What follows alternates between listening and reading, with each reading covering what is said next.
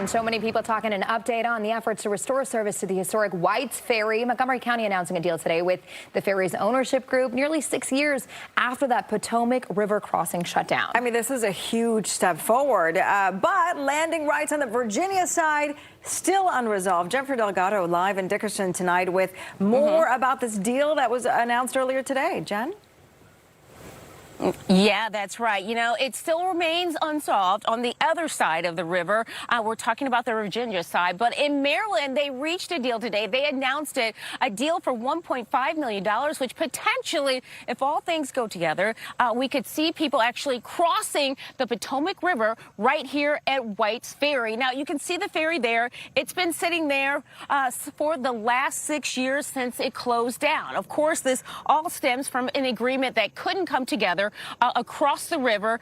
We are talking about on the Virginia side. Now, this certainly would alleviate a lot of problems and also shorten commutes for a lot of folks. Now, we talked and checked in with Montgomery County officials, and Mark Elridge had this to say about this progress that was announced today. We put money on the table, so this is not something that's a secret. I don't think it makes it any harder. If they don't make a deal, they don't get anything. And we're talking about serious money, so I think it's worthwhile to make a deal.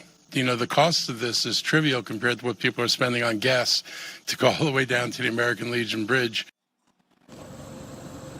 All right. Well, you heard Mark there talking about the deal. The deal was for $1.5 million. And with this deal, Montgomery County agreed to purchase the property right here at 24801 White Ferry Road in Dickerson. And that also includes a 2.5 acres of riverfront, a store, a ferry ramp. And then Chuck and Stacy Kuhn also donated the ferry. And all this was actually worth an estimated $7 million.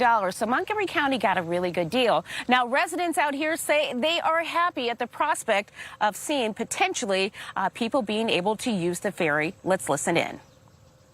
It saves a lot of people time, I think, morning commutes especially. But on the weekends, there's so many cultural activities on both sides of the river. It really connected the two neighborhoods.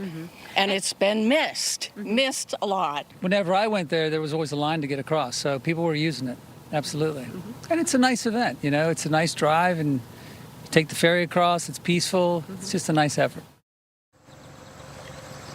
All right, it certainly is a nice effort and a step in the right direction. Now, still, Virginia officials still have to work out a deal with Rockland Farms, which is right across the Potomac River. You can actually see the other side of it where they had part of the ferry and where the ferry was actually allowed to land. But unfortunately, right now, we still don't have that deal on the other side. But Montgomery officials and Maryland officials are hopeful that maybe one day they'll get a little shortcut and avoid some of this traffic around the way. We'll send it back over to you, too. Yeah, hundreds of people take that crossing, and I know they're waiting for that deal to get done. Jen, thank you.